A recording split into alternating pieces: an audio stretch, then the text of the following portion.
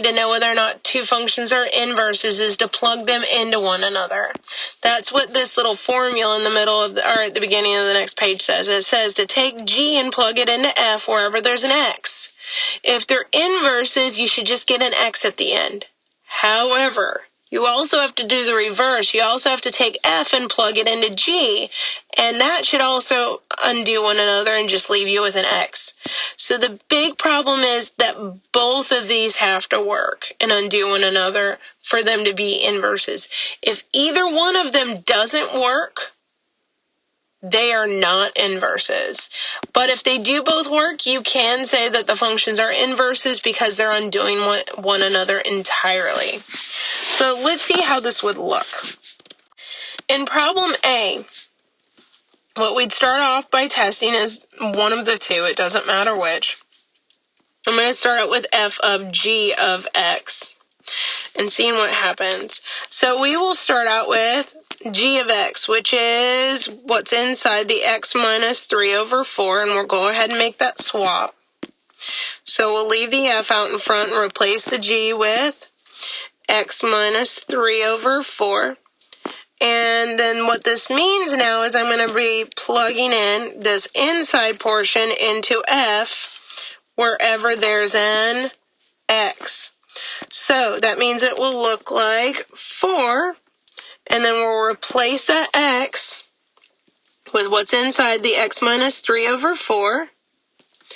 And then remember you had a plus 3 in your f function. Now notice what will happen first if we follow the order of operations is we have to do multiplication and division first is we're multiplying by 4 and dividing by 4. Those are opposites, so they cancel out. However, notice we still have the x minus 3 and we still have the plus 3 on the outside. But now notice, now I've got a minus 3 and a plus 3. Those are opposites that will also cancel out, and we do get an x. So this one direction did work out. However, you are not done. That's not enough to say that they are inverses. You still have to do the reverse direction. I still need to take g of f of x and see what happens there. They both have to work. So we'll leave the g there, and we're going to swap out the f of x this time.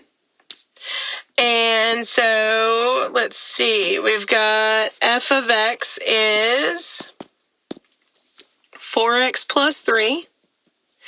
And what they're asking us to do here is take whatever's inside and plug it into g wherever there's an x. So our g function looks like the fraction where x comes first, and we're going to replace that x with the 4x plus 3. Don't forget your parentheses. And then up on top on our fraction, we also have a minus 3 and an over 4. So what we can do is the plus 3 and the minus 3 are opposites. They'll cancel out. Then we've got the 4x over 4. And so then what we notice is we've got another set of 4s, one on top and one on the bottom. Those two will cancel one another out, leaving you with just an x. So this direction worked out too. So now, because both directions canceled each other out and gave us just an x at the end, because they both worked, yes, we can say that f and g are inverses. But it's only because it worked in both directions. Let's make sure that we've got this and do one more example to see if these two functions are inverses. So again, let's start out with we've got to test two things if we're testing inverses. We've got to look at f of g of x, and we have to look at g of f of x. So let's start out with f of g of x, and we'll start out with the g of x first on the inside, which is that cube root of x plus 7. So we'll leave the f out in front, and we'll replace the g with the cube root of x plus 7. And then we've got our f function that we're going to now, what this means is I want to take whatever's inside and plug this into f wherever there's an x. So we can go ahead and replace that x there with the cube root of x plus 7. Notice that x in the f of x formula is cubed, and then it has a minus 7 afterwards. So notice we've got a cube root and a cube. Those are opposites. They will cancel out right away. But we still have an x plus 7 that was underneath it that's left over, and a minus 7 that was outside. Now we've got a plus 7 and a minus 7. Those are opposites that will also cancel out, which leaves me with just an x. That's perfect. So far we think they're inverses. We still have to keep going, though, to make sure. So we have to do the other direction now. Now we're going to start with the inside, which is now going to be f of x this time. Let's go ahead and make the swap just like before, and we'll replace the f of x with, let's see, x cubed minus 7. And what does this mean?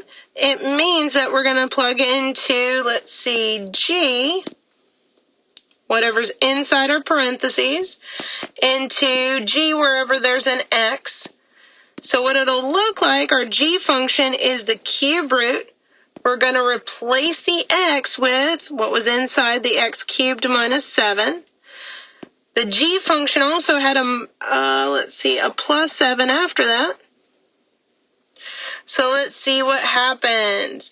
Well, right off the bat, inside of our cube root, before we do anything, is we have a minus 7 inside of our cube root and a plus 7 that are side by side. Those are opposites, so they'll cancel out first. Then I still have a cube root and an x cubed. So again, I have a cube root and a cube. Those are opposites again that will cancel out, just leaving me with the x that's underneath. Because this now worked in both directions, that's perfect. F and g are inverses. But had either one of these ended up not being just an x, then we'd say, nope, not good enough, they're not inverses. It has to work exactly right for both of them, that you end up with just an x.